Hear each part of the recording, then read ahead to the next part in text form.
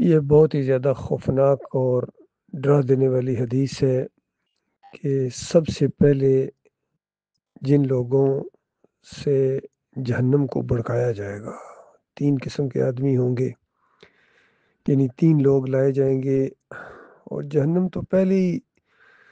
پھٹنے کے لیے تیار ہوگی، بہت ہی زیادہ خوفناک آوازیں نکال رہی ہوگی اور پوری انسانیت یعنی جتنے لوگوں نے جہنم میں جانا ان کو جب ڈالنے کے بعد بھی کہے گی حل من مزید، حل من مزید، کوئی اور بھی ہے، کوئی اور بھی ہے۔ تو اندازہ لگائیے اتنی بڑی جہنم کے اندر جب صرف 3 آدمیوں کو پہلے ڈالا جائے گا، اس سے بھڑکایا جائے گا، تو اس کے چنگاڑنے اور اس کی دہشت کی آپ منظر کشی آپ دنیا میں کر نہیں سکتے۔ حالانکہ بڑے بڑے گناہ دنیا میں موجود ہیں، چور ہیں، قاتل ہیں، ڈاکو ہیں، بدکار ہیں، ملد ہیں، بڑے بڑے ظالم بھی گزرے ہیں۔ کسی ایک کا نام نہیں لیا، لیکن پہلے جن سے جہنم کو بھڑکایا جائے گا وہ اندازہ لگائیے ایک عالم دین ہوگا، مولانا صاحب بہت بڑے مفتی تھے اور ایک بہت بڑا شہید جس کو دنیا میں شہید مانا گیا، مسلمانوں نے ظاہری بات اسے شہید مانا، اور ایک بہت بڑا غنی جس نے بڑے دولت خرچ کی دائیں بائیں آگے پیچھے، اور اس کی شہرت پھیل گئی کہ بڑا اللہ کے راستے میں خرچ کرنے والا ہے، لیکن یہ نیت کے کھوٹے تھے، اللہ کے ساتھ مخلص نہیں تھے اور ایمان ان کا بالکل کھرا نہیں تھا، دنیا کی شہرت چاہتے تھے، تو سب سے پہلے جہنم کو ان سے بھڑکایا جائے گا۔ ایک اور روایت کے اندر آتا ہے جہنمی جب خوفناک قسم کی آوازیں سن رہے ہوں گے، بہت زیادہ پریشان ہوں گے، ہر طرف چیخ و پکار ہوگی، تو ایسے ماحول کے اندر ایک اور زیادہ بدبخت چیختا ہوا اور ایسی بدبو سے نکل رہی ہوگی، اس کو لایا جائے گا کہ اس کے عذاب کو دیکھ کے یہ جہنمی بھی حیران ہو جائیں گے کہ اس کو اتنی زیادہ مار کیوں پڑ رہی ہے، اور پھر جب اس کو دیکھیں گے تو پہچان لیں گے کہ حضرت صاحب، مولانا صاحب، آپ تو ہمیں بڑی نصیحتیں کیا کرتے تھے، آپ خود یہاں؟ تو وہ وہاں کہے گا کہ ہاں، میں تمہیں تو بڑی نصیحتیں کرتا تھا لیکن خود اس کے اوپر عمل نہیں کرتا تھا، اسی لیے اللہ تعالیٰ کو سخت ناراض کر دینے والی یہ بات ہے کہ انسان وہ بات کہے جو کرے نہ، اور کرے وہ جس کا حکم نہیں دیا گیا ہے۔ جس طرح نبی علیہ السلام نے فرمایا ایک دوسری حدیث میں کہ ہر نبی کے حواری گزرے ہیں، ان کے قریبی ساتھی جو پوری طرح ان کی باتوں پر عمل کرنے والے، لیکن بعد میں ایسے ناخلف پیدا ہوئے کہ وہ کام کرتے تھے جس کا حکم نہیں دیا گیا تھا، اور جو کہتے تھے وہ کرتے نہیں تھے۔ آج پوری طرح یہ حدیث اس امت مسلمہ کے ان بڑے بڑے مجرموں کے اوپر پوری طرح فٹ آ رہی ہے، جنہوں نے سب سے بڑا حملہ توحید کے اوپر کیا ہے، ایمان خالص کے اوپر کیا ہے۔ ان مولویوں نے، ان پیروں نے سب سے زیادہ اللہ کے دین کے یہ دشمن ہیں، اور آج پوری زمین کے اوپر جو شرک اور کفر پھیل گیا ہے اور مسلمانوں کے اندر جو شرک آ گیا ہے، یہ ان مولویوں کی وجہ سے ہے، ان بڑے بڑے علماء کی وجہ سے ہے۔ انہوں نے امت مسلمہ کو جہنم کے کنارے کھڑا کر دیا، جو مرتا جا رہا ہے آگ میں، اور ایمان خالص کی جب دعوت اٹھی ہے تو سب سے زیادہ بڑھ کر یہ دشمن سامنے آئے ہیں اس ایمان خالص کے، توحید کے، شرک کے یہ رکھوالے ہیں، چاہے خادمین حرمین شریفین کرائیں یا خادم قوم کہلائیں یا مدینہ ریاست بنانے کے دعوے کریں یا نظام مصطفیٰ لانے کی کوشش انہوں نے کی ہے، یا نعرے لگائیں کہ ہم طیبہ ریاست بنا دیں گے، اور کوئی کہتا ہے کہ ہم نبی کے دین کو تخت پر لائیں گے، خادم حسین رضوی جیسے عالم دین، اور پوری زندگی شرک اور کفر کے نعرے لگواتا رہا، مشرک بناتا رہا اپنے ماننے والوں کو۔ پھر طارق جمیل کو دیکھیے کس طرح ٹسوے آتا ہے، اور کون سا شرک ہے جو اس کے اندر نہیں ہے، اور سب سے زیادہ جو غلیظ کتاب شرک اور کفر سے بھری ہوئی یہ تبلیغی نصاب جسے کہتے ہیں، کون سا جھوٹا قصہ ہے جو اس کے اندر نہ ہو، اس کی بھی تعریفیں کرتے ہیں، اور سارے یہ قبر پرستی کا مواد فراہم کر دیا اس کتاب نے۔ کہتے ہیں قبروں سے فیض حاصل ہوتا ہے، قبروں سے نکل کر حضرت نے اونٹ کو ذبح کر دیا۔ جامی صاحب نے وہ نظم پڑھی کہ نبی علیہ السلام نے ہاتھ نکال کر مصافحہ کیا، اور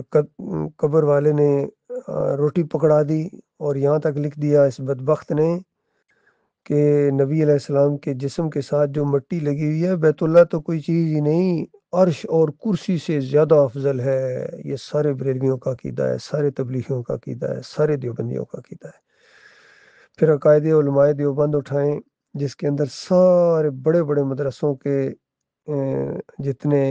علماء تھے ان کی سٹیمپیں ہیں، مورے ہیں اور دستخط کیے ہوئے ہیں۔ اشرف علی تھانوی، گنگوئی، اور پتہ نہیں کون کون سے بڑے بڑے عرب و عجم کے علماء ہیں ان کے، اور ان کے دستخط ہیں، اور عقیدے کیسے غلیظ عقیدے، یہ کہتے ہیں قبروں سے فیض حاصل ہوتا ہے، ان کے وسیلے سے دعا مانگو تو پوری ہوتی ہے۔ سب کچھ اس عقائد علماء دیوبند کے اندر لکھا گیا ہے، چاہے فیضان سنت اٹھائیں ان کی، مودودی صاحب کی سوم رسائل و مسائل اٹھائیں، سارا قبر پرستی کا کہ حضرت جی قبر میں زندہ ہیں، کوئی نمازیں پڑھ رہے ہیں، کوئی ڈسٹرب کرو گے ان کو پکارتے ہوئے۔ علی انجینئر سے پوچھا گیا کہ یہ جو پکار لگائی جاتی ہے یا رسول اللہ، اس کے بارے میں کہتا کوئی حرج نہیں، چاہے یا رسول اللہ پکارو، چاہے یا علی پکارو، یا حسین پکارو، بس کوئی مسئلہ نہیں ہے، صرف مدد نہیں مانگنی ہے۔ بس جب پکارے گا تو کس لیے پکارے گا؟ وہ مدد کے لیے پکارنے والا ہی تو پوچھ رہا ہے، مومن جو پکارتا ہی نہیں ہے وہ کیسے پوچھے گا آپ سے یہ مسئلہ؟ اسی طرح ڈاکٹر اسرار صاحب کہتے ہیں کہ بس پکارنا صرف اللہ کو ہے، اللہ جس طرح چاہے آپ کی مدد کرے، کسی فرشتے کے ذریعے کر دے، عبد القادر جیلانی کی روح کو بھیج دے مدد کرنے کے لیے، بس آپ کو عام سے غرض ہے، گٹھلیوں سے تھوڑا ہی معاملہ ہے۔ تو اس طرح انہوں نے شرک کے دروازے کھولے ہیں۔ وحدت الوجود کا یہ دفاع کرتے رہے پوری زندگی ڈاکٹر اسرار، مثالیں دے دے کے۔ اور جب کسی نے بتایا کہ شاہ ولی اللہ تو ایسے عقیدے رکھتے ہیں کہ مرنے کے بعد یہ نیک لوگ روحیں ان کی ملائکہ کے اندر شامل ہو جاتی ہیں اور یہ کاروبار دنیا چلاتے ہیں،